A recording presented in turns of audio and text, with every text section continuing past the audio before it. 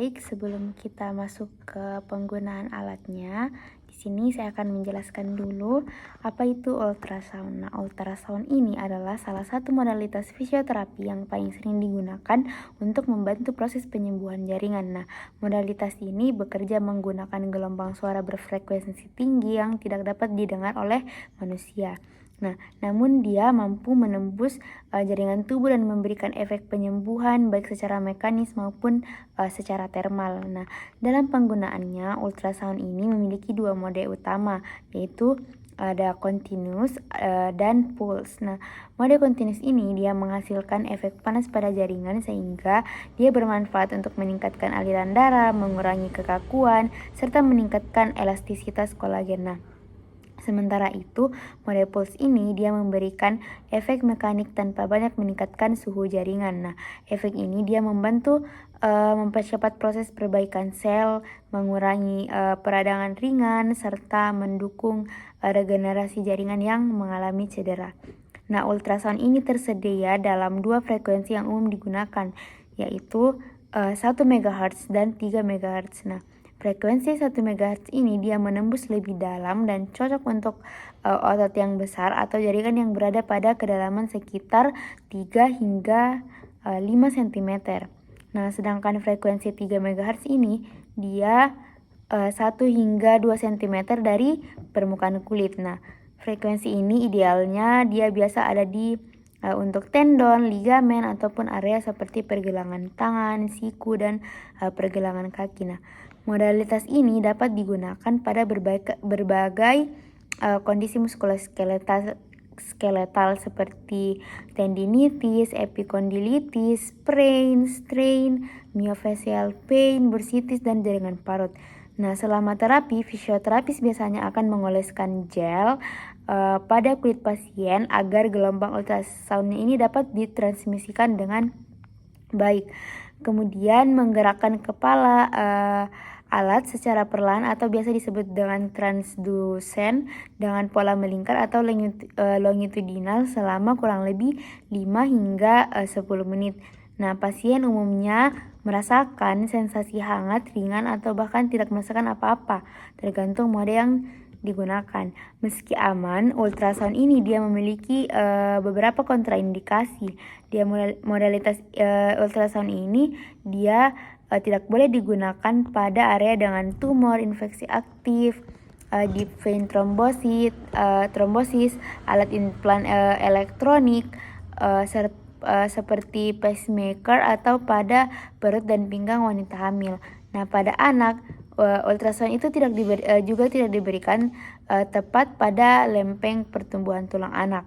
Nah, secara keseluruhan ultrasound ini dia merupakan terapi yang efektif, nyaman, dan memiliki kemampuan untuk mencapai jaringan yang lebih dalam dibandingkan modalitas lain. Nah, dengan kombinasi yang tepat bersama terapi manual, stretching, ataupun latihan lainnya, ultrasound ini dapat membantu mempercepat pemulihan dan meningkatkan kualitas perbaikan jaringan. Nah, itu tadi penjelasan tentang ultrasound. Sekarang kita masuk di penggunaan alatnya. Baik, perkenalkan saya Nasra Akila. Di sini saya akan menjelaskan penggunaan ultrasound pada regio L. Nah, itu yang pertama itu persiapan alat, yang dimana kita harus memastikan alat ultrasoundnya ini bagus, berfungsi dengan baik, transmisinya juga baik, dan persiapan alat yang lainnya seperti gel dan transdusen. Yang selanjutnya yang kedua itu persiapan diri, di mana sebelum melakukan intervensi di sini akan mencuci tangan terlebih dahulu.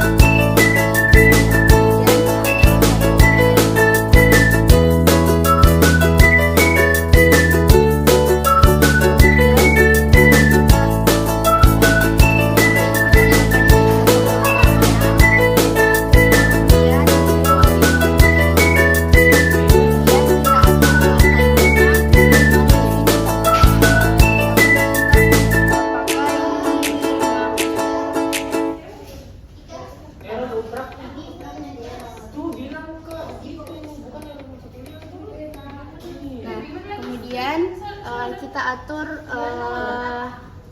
level ultrasoundnya, yang dimana di sini kita menggunakan level ultrasound yang dimana di sini saya ambil level sedang karena penetrasinya juga sedang. Dan kita masuk ke mode US, yang dimana di sini kita menggunakan mode intermediate. Kemudian di sini saya menggunakan transdusen yang datar karena bentuknya dari transdusennya juga itu datar. Menggunakan gel pada transdusernya sebagai penghantar dari ultrasound ke transduser.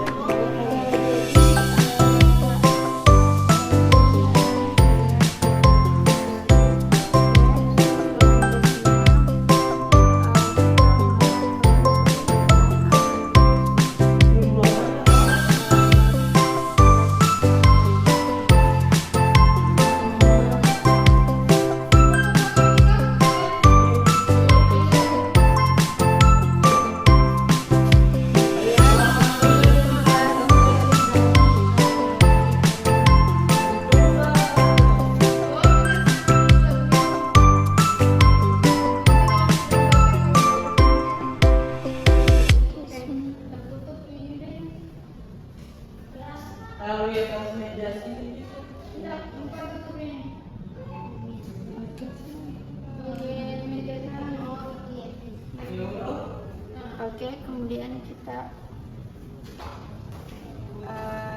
rapikan dan kembalikan. Rapikan alat dan berikan seperti semula.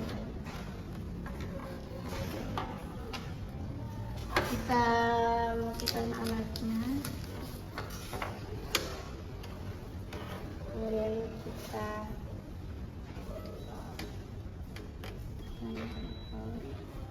mencabut transversernya.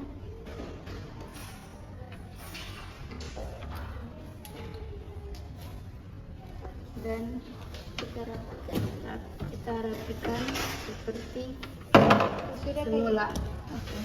Itu saja dari saya. Sekian, terima kasih. Wassalamualaikum warahmatullahi wabarakatuh. Tidak ada saya. Assalamualaikum.